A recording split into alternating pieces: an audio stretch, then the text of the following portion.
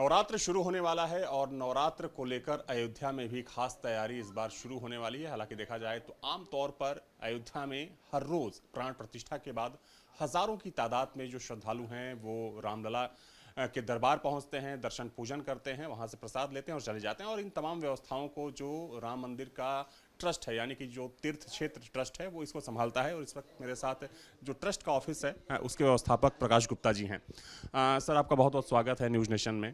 देखा जाए तो यहाँ की सारी व्यवस्थाएं आप देखते हैं, और चूंकि अगर हम राम मंदिर की बात करें तो एक बड़ा ट्रस्ट है, और चूँकि आजकल अगर हम पूरे देश के बड़े मंदिरों की बात करें तो ट्रस्टों की बड़ी चर्चा हो रही है। जो राम मंदिर सर ट्रस्ट है, जो आप लोग देखते हैं, ये ट्रस्ट किस तरीके से काम करता है, और जो श्रद्धालु आते हैं, श्रद्धालुओं की जो सुविधाएं होती हैं, उनके दान प्रसाद की व्यवस्था किस तरीके से देखी जाती है? देखिए, ट्रस्ट हमारा जो है, इसमें हमारे सरकारी प्रतिनिधि हैं और ये भारत सरकार द्वारा बनाया गया है, सुप्रीम कोर्ट के न्यायालय के आदेश पर। हमारे यहाँ सब लोग सेवा भाव से काम करते हैं। किसी का कोई ट्रस्ट से व्यक्तिगत लगाव नहीं है, व्यक्तिगत जुड़ाव नहीं है, और मंदिर का निर्माण चल रहा है। और उम्मीद है कि हम जून 25 तक पूरा मंदिर का निर्माण पूर्ण कर लेंगे। उसके बाद हमारे सप्तऋषि मंदिर बन रहे हैं, उनको भी पूर्ण कर लेंगे। उसके बाद आगे हमारे पास लगभग काफ़ी बड़ी ज़मीन शेष बस्ती है, उसमें एक निर्माण कार्य और डेवलपमेंट का और जो भी योजनाएं और यात्रियों की सुविधाओं के लिए जो हम व्यवस्था कर सकते हैं उसको हम कर रहे हैं। नियमित रूप से हमारे यहाँ यात्रियों के रुकने के लिए अभी स्थान नहीं है, तो हम लोगों ने अस्थाई टेंट हाउस तीर्थक्षेत्रपुरम में बना रखा है। कुछ बाहर के लोग अगर आते हैं तो उनको वहाँ रहने की और भोजन की व्यवस्था है। वो हमारा टेंट आज लगभग जब से प्राण प्रतिष्ठा हुई जनवरी से, तब से लगातार कार्यरत है। इसके बाद अब हम पक्के निर्माण, मंदिर निर्माण की बात करना शुरू करेंगे। अंदर जो हमारे पास जगह है उसका उपयोग करेंगे। आज मंदिर में आप जाएंगे तो आपको हमारे यहाँ यात्री सहायता केंद्र में हम लोगों ने 500 कुर्सियाँ लगा रखी हैं। बाकायदा उसमें यात्री लोग विश्राम कर सकते हैं, बैठ सकते हैं। पूरी सुविधा, कूलर लगे हुए हैं। इतने बड़े हाल में एसी चल नहीं सकता है, इसलिए कूलर बड़े बड़े लगे हुए हैं। यात्रियों के लिए व्हील चेयर उपलब्ध है, जो अपाहिज या अस्वस्थ या वृद्ध लोग हैं उनके लिए, वो भी वहीं उपलब्ध है। आरती के लिए पास बनते हैं, रोज़ाना आम आदमी को पास के टोकन बढ़ते हैं, उस आधार पे हम लोग पास बनाते हैं। ऑनलाइन भी बनते हैं। फिर जूता चप्पल का हमारा केंद्र है, लाकर का केंद्र है, जिसमें कि लगभग 500-600 आदमी काम करता है। हमारा औषधालय है, होम्योपैथिक का भी है, और ये आयुर्वेद, इसका एलोपैथिक का भी है। और साईं एक संस्था है हमारी, सत साई मिशन की, उन्होंने भी एक औषधालय चला रखा है। प्रशासन की हर तरीके की प्रसाधन की सुविधाएं उपलब्ध हैं। जो हम सुविधाएं आज दे सकते हैं, अधिक से अधिक दे रहे हैं। और आगे पानी के लिए वाटर कूलर लगे हुए हैं, जो सुविधाएं अधिक से अधिक हो सकती हैं और वो देंगे। अब आगे आपने नवरात्रों की बात की, तो अब नवरात्रों में निश्चित रूप से देवी प्रतिमाओं की स्थापना बहुत बृहद रूप में होने लगी है। जिस तरीके से दुर्गा पूजा बंगाल में लोग मनाते हैं, उत्तर प्रदेश भी अब उसमें किसी तरीके से बंगाल से कम नहीं है। हमारे यहाँ फैज़ाबाद में शहर में ही लगभग 100-125 प्रतिमाएँ बैठती हैं। अगर पूरे ज़िले की बात की जाए तो कम से कम 500 से 800 के बीच में प्रतिमाएँ बैठती हैं। तो दुर्गा पूजा में ज़बरदस्त जोर हो रहा है, भीड़ होती है, लोग भंडारा कराते हैं। हमारे यहाँ भी नवरात्रों में बराबर प्रथम दिन से लेकर के और आखिरी पूर्णिमा तक ट्रस्ट भी भंडारा कराता है रामनवमी पर। ये क्योंकि दशहरा रामनवमी तो चैत में होती है, लेकिन अभी जो दशहरा आ रहा है उसमें हम लोग भी भंडारा कराएंगे, और जो भी यात्री आएंगे उनको अधिक से अधिक सुविधाएं देने का प्रयास करेंगे। भविष्य में भी अधिक से अधिक हम उनको रहने की, खाने की और सब योजनाएं हैं, लेकिन धीरे धीरे शनै शनै होगा, एक साथ सब काम हो नहीं सकता। सर आपने कहा कि चूंकि ट्रस्ट की तरफ से अस्पताल भी चलाए जाते हैं और यात्री सुविधाएं, तो जो मतलब ट्रस्ट के पास जो चढ़ावा आता है उन्हीं पैसों से ये सारी व्यवस्थाएं देखी। हाँ, उसी पैसे से हमारे यहाँ लगभग 1,000 कर्मचारी ट्रस्ट का कार्य कर रहे हैं। का वेतन दे दिया जाता है। सुख सुविधाओं में जो खर्च होता है वो दिया जाता है। मंदिर निर्माण में हमारे पास तो आय जो जनता देती है वही तो है ना, उसी से हम सब काम करते हैं और उसमें देने में जनता ने कोई कमी नहीं की है। तो जो दे रहा है तो उन्हीं के लिए हम उसका इस्तेमाल कर रहे हैं। उसको जोड़ कर रखने का हमारा कोई ट्रस्ट का उद्देश्य नहीं है।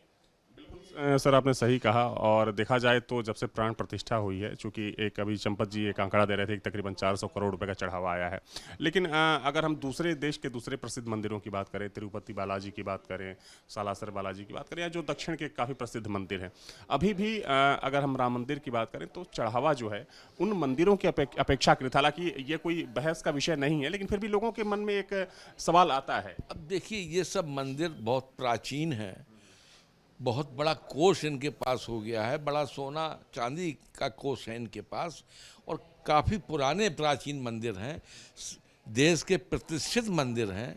अभी तो हमारा मंदिर ट्रस्ट को 5 साल ही पूर्ण नहीं हुआ है।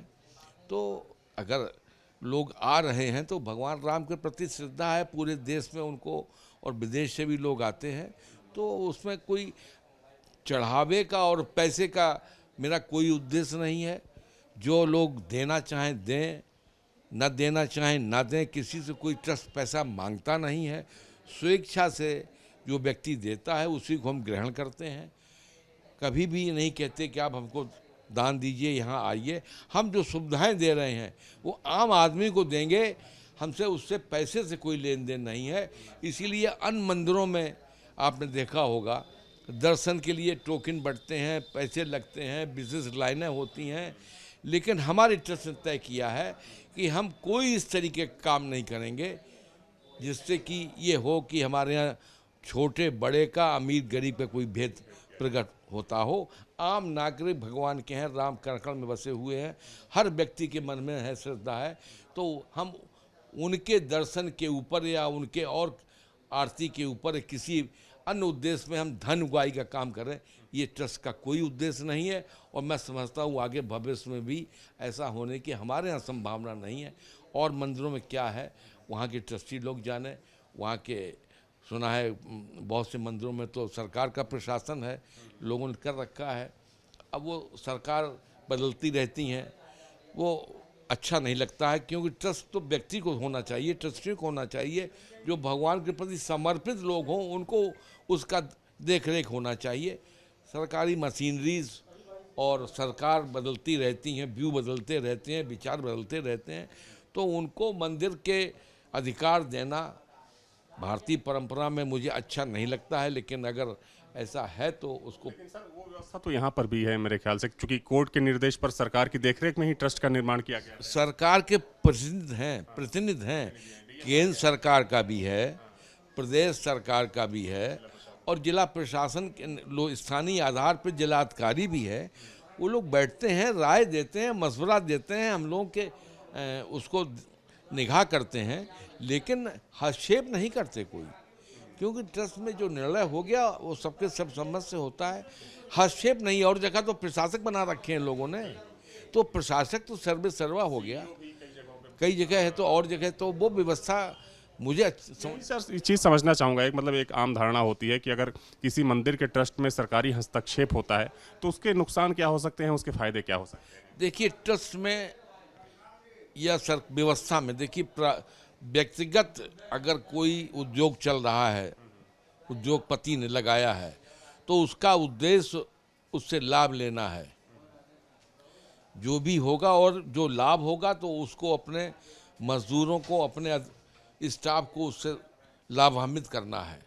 लेकिन मैंने जो देखा है ये बहुत कटु सत्य है कि इसीलिए सरकार की जो उद्योग हैं फेल होते जा रहे हैं, क्योंकि जो व्यक्ति बैठता है वो अपना हित देखता है, जो बैठाते हैं वो अपना हित देखते हैं। वो घाटे में जा रही है संस्था की, उसमें लाभ मिल रहा है, उससे उनको लाभ नहीं है। उनको अपना, और जो बैठाते लोग हैं जिसकी सरकार है वो अपना हित देखती है।